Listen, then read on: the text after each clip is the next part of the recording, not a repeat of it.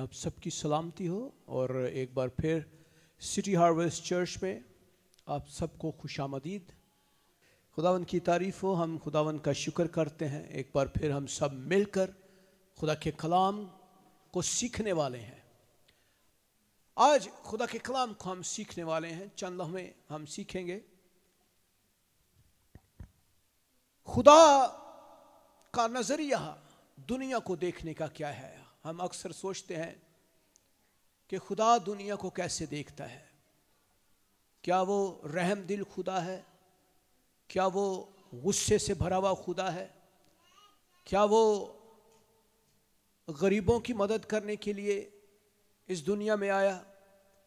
या फिर खुदा का नुक्ता नज़र इस दुनिया के लिए क्या है?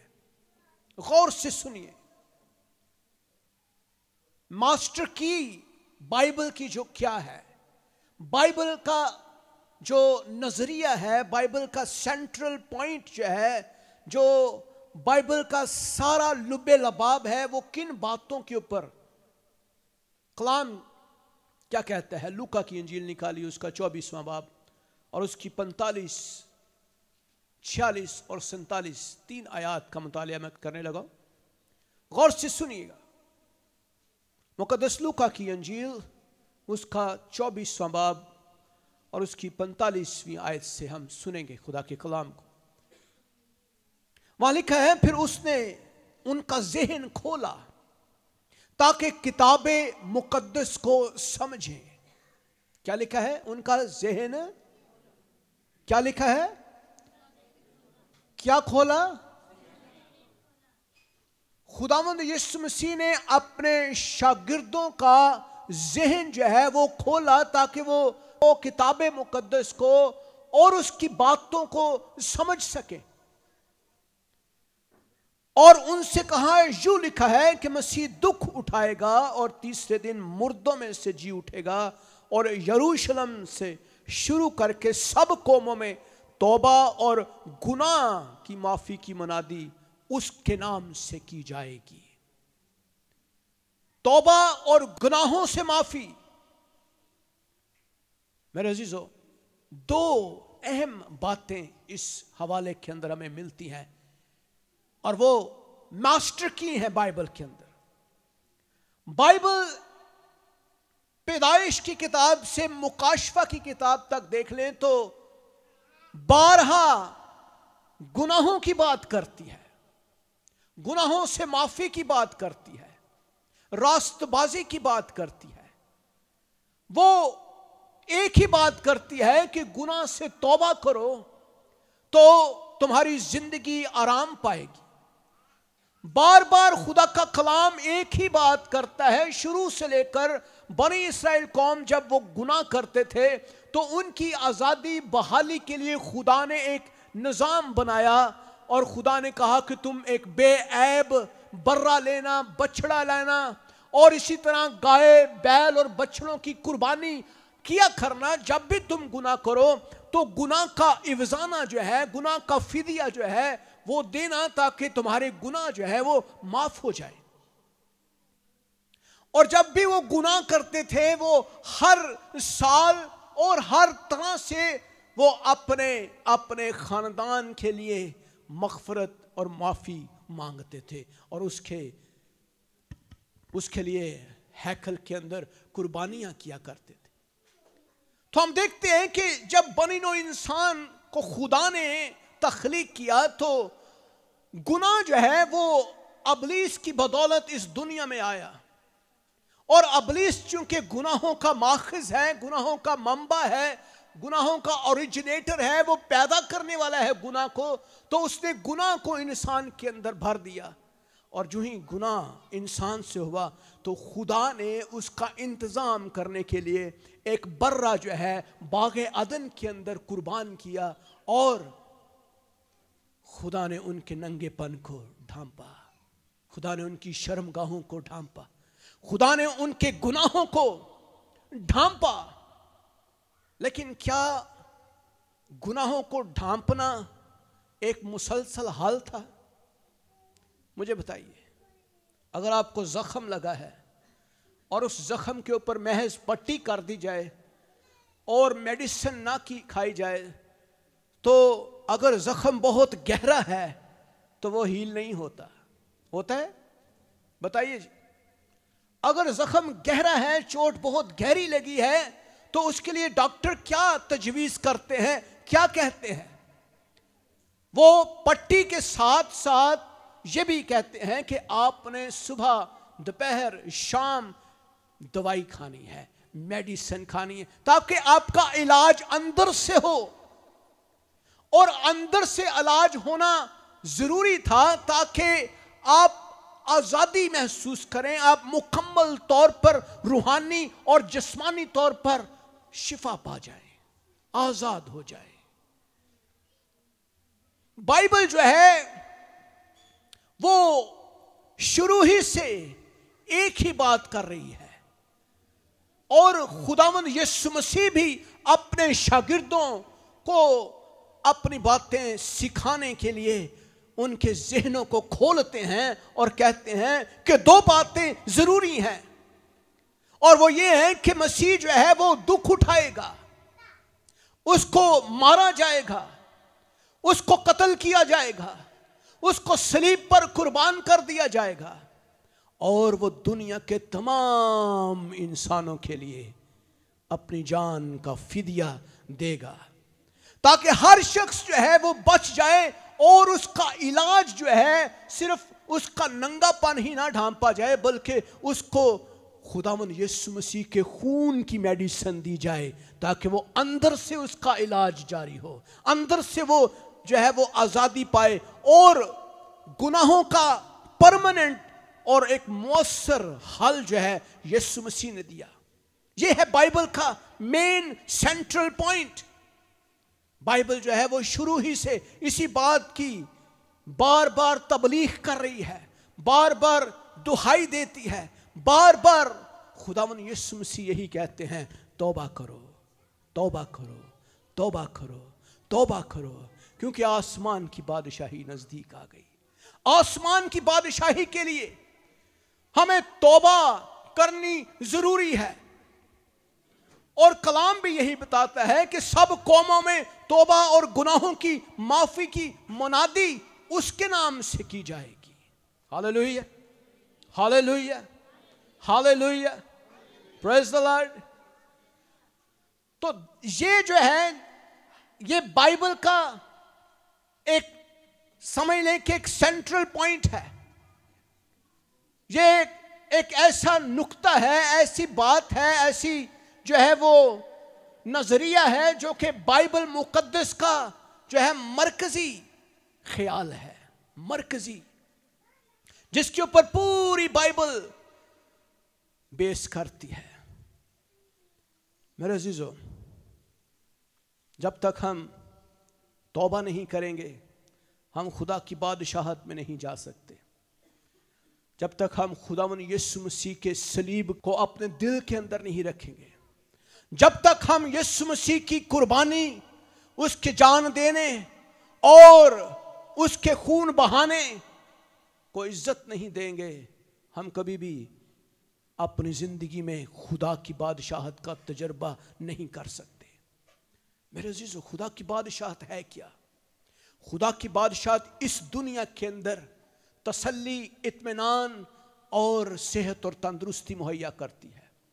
خدا کی بادشاہت اس دنیا میں آپ کو تسکین دیتی ہے، آرام دیتی ہے، اور آپ کو سیٹسفائی کرتی. اس دنیا کے اندر آپ کو ہر چیز جو آپ کی ضرورت کی ہے وہ مہیا کرتی ہے. خدا کی بادشاہت میں جب ہم ہوتے ہیں تو پھر ہم زندگی کا تجربہ کرتے ہیں. میرے عزیزو، اس بات پر غور کیجئے. خداوند یسوع مسیح اس دنیا میں اسی لیے آئے کہ ہم گناہ اور اس کی لعنتوں اور اس کی بدیوں اور اس کی غلاظتوں سے بچ جائیں. ہم برے اور بچڑوں کی قربانیوں سے آزادی حاصل نہیں کر سکتے، نہ ہی ہمارا کوئی علاج اس دنیا میں روحانی علاج موجود ہے. گناہ جو ہے اس کا علاج اس دنیا میں سوائے خداوند یسوع مسیح کے اور کوئی نہیں ہے. ہاللیلویہ ہاللیلویہ. جب ہم گناہ کرتے ہیں تو ہمارے اندر خدا کا پاک روح فوراً گھنٹی بجاتا ہے کہ تم نے گناہ کیا ہے. آج جو ہی ہم خدا کے حضور، خدا کے خلاف، کلام کے خلاف ہم سے کوئی گناہ ہو جاتا ہے یا ہم جان بوجھ کر بھی کرتے ہیں تو بھی پاک روح ہمیں ملامت کرتا ہے، ہماری سرزنش کرتا ہے، ہمیں فوراً آگاہ کرتا ہے، ہمیں آگاہ کرتا ہے کہ تم نے گناہ کیا ہے، تمہیں توبہ کی ضرورت ہے، تمہیں معافی کی ضرورت ہے. میرے عزیزو، بائبل کے پورے سینٹرل پوائنٹ کو سمجھنے کی ضرورت ہے. ہمیں خدا کے نظریے کو سمجھنے کی ضرورت ہے. ہمیں روحانی اور جسمانی اور جذباتی اور بدروحوں کے ان تمام نظام کو جو خدا نے وضع کیا ہے اس کو سمجھنے کی ضرورت ہے. کیونکہ میرے عزیزو، گناہ کی مزدوری جو ہے وہ موت ہے، مگر خدا کی بخشش ہمارے خداوند یسوع مسیح میں ہمیشہ کی زندگی ہے. موت کے بعد کیا ہوگا آج تک کسی مرنے والے نے ہمیں نہیں بتایا. جو مر گیا اس کا ذکر چند سالوں کے بعد ختم ہو جاتا ہے، اور آج کل تو دوسرے تیسرے دن بعد ہی اس کا ذکر ختم ہو جاتا ہے. لیکن بائبل بتاتی ہے کہ موت کے بعد کیا ہوگا. یہ جو کتاب آپ کے ہاتھوں میں ہے، یہ موت کے بعد کا منظر جو ہے وہ آپ کے سامنے رکھتی ہے. لیکن کئی دفعہ ہم کتاب مقدس پر ایمان نہیں رکھتے. کتاب مقدس پر ایمان رکھنا ایسے ہی ہے جیسے رستے کے اوپر چلنا. ایمانداری کے سفر پر چلنا ایسے ہی ہے جیسے ہم ایک کٹھن اور مشکل راستے پر چل رہے ہیں. میرے عزیزو، کلام کو سمجھنا اتنا آسان نہیں ہے. خدا یسوع مسیح کے شاگرد اکثر یسوع سے کہتے تھے ہمارے ایمان کو بڑھا، ہمیں اس بات کی تمثیل سے ہمیں بتا. اور خداوند یسوع مسیح چھوٹی چھوٹی تمثیلوں سے، چھوٹی چھوٹی باتوں سے، چھوٹے چھوٹے جو ہیں وہ مثالوں سے خداوند بڑے بڑے بھید روحانی کھولتے تھے، بڑے بڑے بھید کھولتے تھے. اور خداوند یسوع مسیح اکثر کہتے تھے دیکھو ان فصلوں کو دیکھو. جب فصل پکنے کو ہوتی ہے تو تمہیں کیسے پتا چلتا ہے کہ فصل پک رہی ہے؟ تو وہ کسان تھے، ان کو پتا تھا کہ خداوند جب فصل پکنے کو ہوتی ہے تو ہمیں پتا چل جاتا ہے کہ اب فصل پک چکی ہے، اب ہمیں اس کو کاٹنا ہے. تو خداوند انہیں بتاتے تھے کہ دیکھو جیسے فصل پکتی ہے ایسے ہی روحانی فصل بھی پکتی ہے. اب روحانی فصل کون سی ہے؟ روحانی فصل خدا کی بادشاہت کی فصل ہے. روحانی فصل خدا کی فصل ہے جس پہ لوگ نجات پاتے ہیں، توبہ کرتے ہیں، خدا کے پاس آتے ہیں. آج اس دنیا میں بے شمار فصل پکی ہوئی ہے، اور کلام میں لکھا ہے کہ فصل تو بہت ہے لیکن مزدور تھوڑے ہیں. سو مالک کی منت کرو کہ اور مزدوروں کو بھیجے، اور مزدوروں کو بھیجے، اور مزدوروں کو بھیجے. خداوند دنیا کو ملکوں، قبیلوں یا مذہبوں میں نہیں دیکھتا.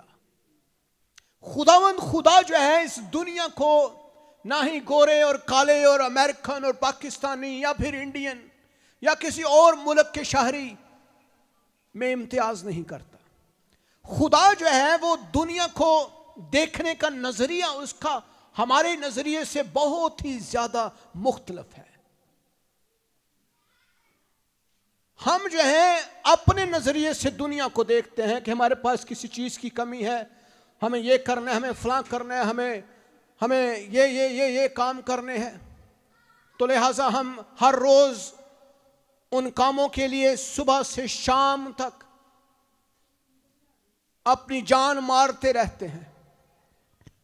لیکن اگر آپ کو پتہ یہ چل جائے کہ خدا ہماری زندگی سے کیا چاہتا ہے تو بلیو کریں آپ بڑے خوش ہوں گے۔ آپ اپنی زندگی کی جو ہے نا آپ بے شمار چیزوں کو پالیں گے۔ خدا جو ہے وہ دنیا کو کیسے دیکھتا ہے؟ غور سے سنیے۔ خدا کے نزدیک یہ دنیا جو ہے، یہ افسیوں کا خط نکالیے، اس کا پہلا باب اور اس کی 9ویں اور 10ویں 2 آیات ہم پڑھیں گے۔ غور سے سنیے۔ خدا کا نظام، اس کا پرپس، اس کا مقصد اس دنیا کو بنانے کا اور اس دنیا کا انتظام کو مکمل کرنے کا کیا ہے؟ ایک ہی مقصد ہے۔ اگر ہم اس کے مقصد کے مطابق اپنی زندگی گزارتے ہیں تو ہم اس دنیا اور آنے والی زندگی میں کامیاب ہوں گے۔ کلام میں کیا لکھا ہے؟ افسیوں پہلا باب اس کی 9ویں اور 10ویں۔ چنانچہ اس نے اپنی مرضی کے بھید کو اپنے اس نیک ارادے کے موافق ہم پر ظاہر کیا۔ اس نے اپنے ارادے کو، مقصد کو ہم پر کیا کیا ہے؟ کیا کیا ہے؟ اس نے اپنے ارادے کو کیسے ظاہر کیا ہے؟ اس نے اپنے مقصد کو، اپنے ارادے کو ہم پر ظاہر کیا ہے، جسے اپنے آپ میں ٹھہرا لیا تھا تاکہ زمانوں کے پورے ہونے کا ایسا انتظام ہو کہ مسیح میں سب چیزوں کا مجموعہ ہو جائے، خواہ وہ آسمان کی ہوں خواہ وہ زمین کی۔ یہ ہے جی خدا کا مقصد۔ پرپس کیا ہے؟ کہ خدا یہ چاہتا ہے کہ خداوند یسوع مسیح میں دنیا کی تمام تر چیزیں، دنیا کی تمام تر تخلیقات، اس میں انسان بھی شامل ہے، دنیا کے تمام لوگ مسیح یسوع کو قبول کر لیں۔ دنیا کا ہر شخص گناہ کی لعنت سے اور بدی کی لعنت سے اور موت سے، جو ابدی موت ہے اور ہلاکت ہے، اس سے بچ جائے۔ یہ ہے خدا کا الٹیمیٹ گول۔ Ultimate goal. خدا دنیا کو صرف ایک ہی طرح سے دیکھتا ہے۔ خدا کے نزدیک 2 طرح کے لوگ ہیں۔ ایک وہ جو اس کے بیٹے یسوع پر ایمان رکھتے ہیں اور خدا کی بادشاہت کے فرزند ہیں۔ نمبر 2 وہ لوگ جو بے ایمان ہیں اور یسوع پر ایمان نہیں رکھتے اور وہ جہنم کے وارث ہیں۔ صرف 2 ہی کیٹیگریز ہیں خدا کے نزدیک۔ اور خدا یہ چاہتا ہے کہ اس کا پرپس یہ ہے کہ زمانوں کے پورے ہونے کا ایسا انتظام ہو۔ دنیا آہستہ آہستہ ختم ہو رہی ہے اور خدا یہ چاہتا ہے کہ دنیا کے ختم ہونے سے پہلے پہلے یسوع مسیح کی منادی اس دنیا کے ہر فرد و بشر تک پہنچ جائے۔ خدا یہ چاہتا ہے کہ دنیا میں ہر شخص یسوع کے بارے میں جانتا ہو۔ خدا یہ چاہتا ہے کہ یسوع مسیح کے بارے میں ہر شخص جانے اور اپنی مرضی سے فیصلہ کرے کہ مجھے یسوع کے ساتھ جانا ہے یا اس دنیا کے ساتھ۔ اس لیے خدا یسوع مسیح نے ارشاد اعظم ہمیں دیا اور ہر ایماندار کے لیے یہ فرض بنا دیا، ہر ایماندار کے اوپر یہ فرض ہے کہ اس ارشاد اعظم کی تکمیل کرے، اس گریٹ کمیشن کی وہ تکمیل کرے۔ اور وہ کیا ہے؟ خدا یسوع مسیح نے کہا جاؤ۔ کیا کہا؟ جاؤ، قوموں کو شاگرد بناؤ اور انہیں باپ اور بیٹے اور روح القدس کے نام سے بپتسمہ دو اور انہیں تعلیم دو۔ انہیں کیا کرو؟ تعلیم دو۔ انہیں میری باتوں کی تعلیم دو۔ اور آگے لکھا ہے میں دنیا کی آخر تک تمہارے ساتھ ہوں. ہاللیلویا. میں دنیا کے آخر تک تمہارے ساتھ ہوں. تو ایمانداروں کا ایک بہت بڑا جو ہے وہ رول اس سارے پلان کے اندر ہے. ہم خدا کے ساتھ کام کر رہے ہیں. ہم خدا کے ساتھ کام کر رہے ہیں. خدا صبح دوپہر شام 24 گھنٹے کام کرتا ہے. وہ اس دنیا کے ہر شخص سے پیار کرتا ہے. وہ اس دنیا کے ہر شخص کو بچانا چاہتا ہے. وہ چاہتا ہے کہ ہر شخص جو ہے وہ میری بادشاہت میں آ جائے. وہ جہنم میں نہ چلا جائے جہاں ابدی موت ہے. میرے عزیزو، جہنم میں جانے کے بعد خدا کے فردوس میں آنے کا کوئی رستہ نہیں ہے. خدا میں یسوع مسیح نے بڑی خوبصورت مثال دی. انہوں نے کہا کہ ایک غریب شخص تھا اور ایک امیر شخص. غریب لازر کی کہانی اکثر ہم نے سنی. اور جو غریب شخص ہے وہ امیر شخص کے جو اس کے باقی بچے ہوئے کھانے کے ٹکڑے کھاتا تھا. اور وہ غریب تھا. اور ایک وقت آتا ہے کہ دونوں مر جاتے ہیں. جو غریب لازر ہے وہ خدا کے فردوس میں باپ ابراہم کی گود میں بیٹھا ہے. کیونکہ وہ روحانی تھا، وہ دعا کرنے والا شخص تھا، وہ ایماندار تھا. لیکن امیر شخص جو دولت کی پرستش کرتا تھا، دولت کو ہی خدا مانتا تھا، دولت ہی اس کا خدا تھا، جب وہ مر جاتا ہے. جبکہ دولت کئی دفعہ ہم سوچتے ہیں کہ دولت ہمیں سب کچھ مہیا کر رہی ہے. ہمیں کھانے کی کمی نہیں، ہمارے پاس پہننے کی کمی نہیں. ہم بے شمار کھاتے پیتے، ہر چیز. ہمارا غرور اور تکبر جو ہے وہ ہمارے سر سے بھی اونچا ہو جاتا ہے. ہم انسان کو انسان نہیں سمجھتے. ہر انسان ہمارے لیے کیڑے مکوڑے ہیں. اور جب وہ شخص بھی مر جاتا ہے تو اس کی آنکھ جب کھلتی ہے تو وہ اپنے آپ کو عذاب میں پاتا ہے. اور عذاب دیکھ کر وہ بڑا حیران ہوتا ہے کہ میں تو دولت مند شخص ہوں. اور جب عذاب میں پڑا اوپر نگاہ کرتا ہے تو غریب لازر کے اوپر اس کی نظر پڑ جاتی ہے. اور جب دیکھتا ہے غور سے تو وہ ابراہیم کی گود میں بیٹھا بڑے آرام اور سکون اور تسلی اور اطمینان میں بیٹھا ہے. اور اونچی آواز سے پکار کر کہتا ہے، اے باپ ابراہیم، ذرا لازر کو بھیج کے ایک قطرہ پانی کا میری زبان کے اوپر ڈال دے. تو جواب کیا آتا ہے؟ جواب یہ آتا ہے، اے امیر شخص، تو نے جو کچھ کرنا تھا وہ زمین پر کر لیا.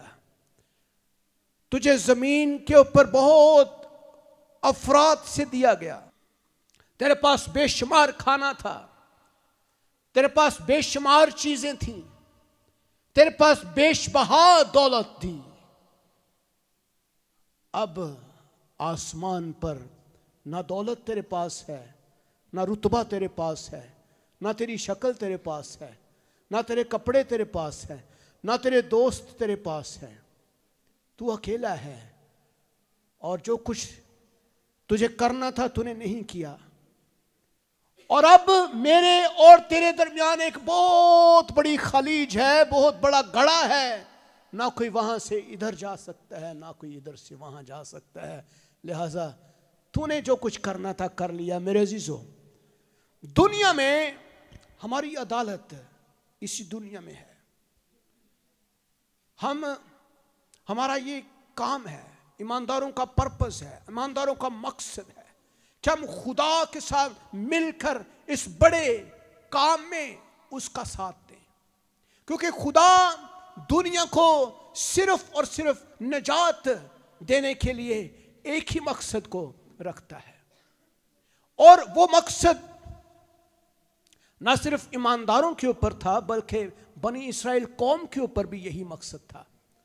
جب خدا نے بنی اسرائیل قوم کو چنا تو اس نے یہی کہا کہ میری خوبیاں بیان کرو، غیر قوموں میں میرے نام کا پرچار کرو، میری خوبیاں، میرے کریکٹر کو، میرے کردار کو بیان کرو، لوگ تجھے دیکھ کر میری طرف آئیں.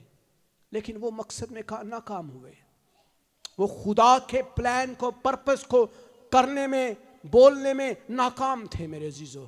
لیکن آج خداوند یسوع مسیح کی قدرت کے وسیلے سے میں اور آپ کامیاب ہیں. آج اس دنیا کے بے شمار لوگ یسوع پر ایمان رکھتے ہیں. کہا یہ جاتا ہے کہ پہلی 3 صدیوں کے اندر ان 12 لوگوں نے جو یسوع کے شاگرد تھے پوری دنیا میں کلام کی منادی کر دی تھی. پہلی 3 صدیوں میں. اور پہلی 3 صدیوں کے اندر کرسچینٹی جو ہے وہ پوری دنیا میں پھیل چکی تھی صرف ان 12 لوگوں کی وسیلے. آج ہزاروں، لاکھوں، کروڑوں ایماندار اس دنیا میں موجود ہیں، لیکن وہ اپنے مقصد سے غافل ہیں، وہ اپنے پرپس سے غافل ہیں. ان کو یہ پتہ نہیں ہے کہ ہمارا باپ جو ہے وہ دنیا کو کس نظر سے دیکھتا ہے.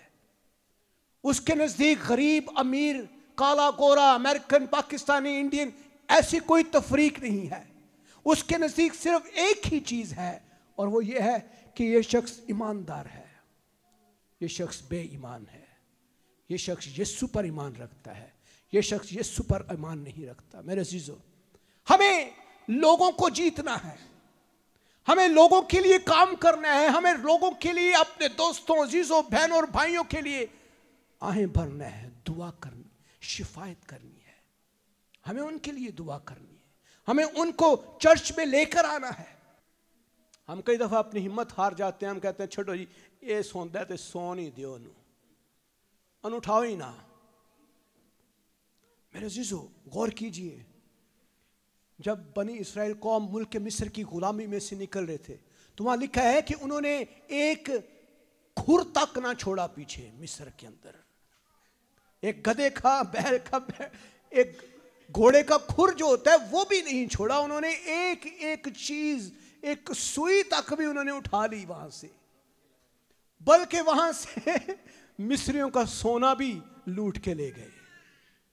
آپ ذرا غور کیجئے، آپ کیا سوچتے ہیں کہ آپ کے بچے، بہن یا بھائی پیچھے رہ جائیں، آپ کو خوشی ہوگی؟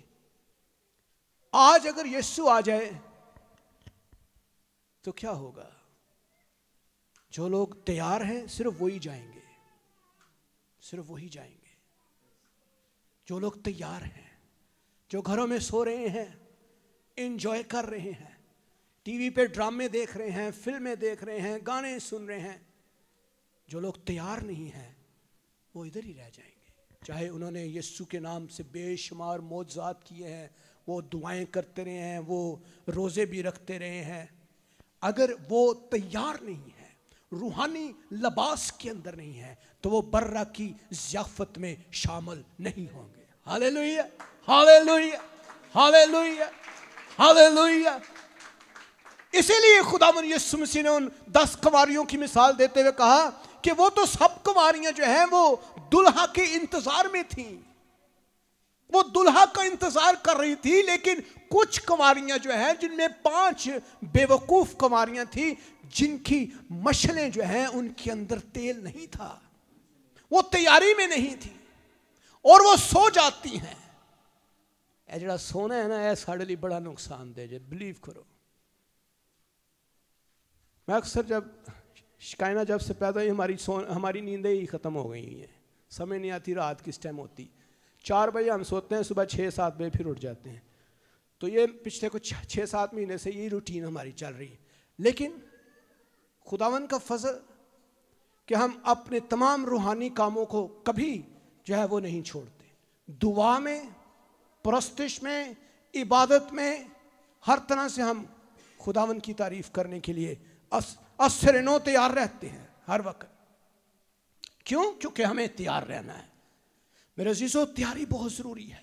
جو شخص تیار نہیں ہے وہ بیکار ہے.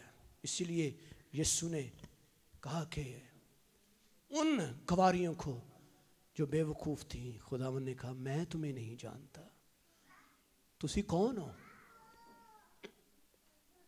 اور وہ کہیں گی اے خداوند ہم تو تیرے ساتھ رہیں، ہم تو تیرے ساتھ ساتھ چلتے رہے، ہم دعائیں بھی کرتے تھے، ہم پرستش بھی کرتے تھے، ہم چرچ بھی جاتے تھے. لیکن یسوع کہتا ہے میں تمہیں نہیں جانتا who you are. تیار رہنے کی ضرورت ہے. اسی لیے میں بار بار کہتا ہوں اپنے گھرانے کی فکر کریں, اپنے بچوں کی فکر کریں. اپنے گھرانے کی فکر کرنا ایک ایماندار کا سب سے اولین فرض ہے. اور کلام بھی یہی کہتا ہے کہ جو اپنے گھرانے کی فکر نہیں کرتا وہ کلام کا منکر ہے, وہ کلام دہی منکر ہے اور بے ایمان سے بدتر ہے. بائبل کہتی ہے بے ایمان نال بھی برا یہ ہو جڑا اپنے گھرانے دی فکر نہیں کرتا. آج ہمارے گھرانے میں بے شمار لوگ ہیں, 10-12 لوگ ہیں, لیکن چرچ جانے والا صرف ایک شخص ہے, دعا کرنے والا ایک شخص ہے, روزہ رکھنے والا ایک شخص ہے. کیا ہوگا؟ ہمارا گھرانہ کدھر ہے؟ ہماری فیملی کہاں ہے؟ ہمارے بچے کہاں ہیں؟ چرچ دعا میں انہیں جھنجھوڑیں, انہیں کہیں بیٹا اٹھنا ہے, آپ نے اٹھنا ہے. اور ایک وقت آئے گا آپ کا یہی کہنا اس کے کام آئے گا. جب وہ جوان ہوگا, بڑا ہوگا, ذمہ داری کندھوں کے اوپر آئے گی تو وہ ہمیشہ آپ کی باتوں کو یاد رکھے گا, وہ آپ کی تعلیم کو کبھی نہیں بھولے گا. زور لگائیں, زور آزمائی کریں. میرے عزیزوں, خداوند یسوع مسیح کی آمد جلد ہے اور یسوع بڑی جلدی اس دنیا میں واپس آنے والا ہے. ابھی پچھلے دنوں پاکستان میں بھی زلزلہ آیا اور زلزلوں کی رفتار تیز ہوتی چلی جا رہی ہے, طوفانوں کی تعداد تیز ہو رہی ہے.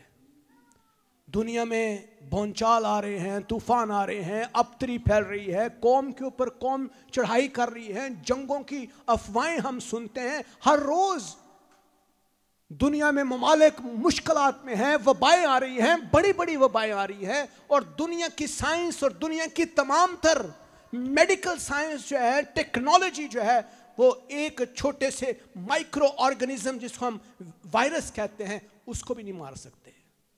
کیا کریں گے آپ؟ غور کیجیے.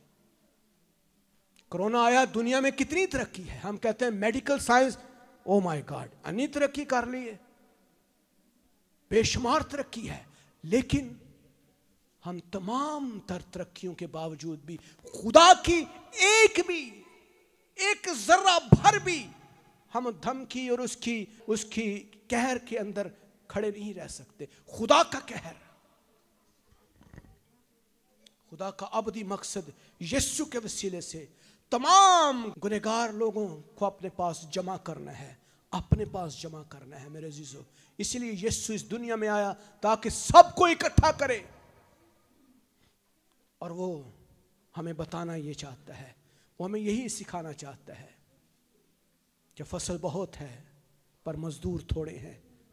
خدا کا نظریہ دیکھیے, خدا کے جلال کو دیکھیے, خدا کے نظریے پر غور کیجیے. آئے ہم سب کھڑے ہو جائیں.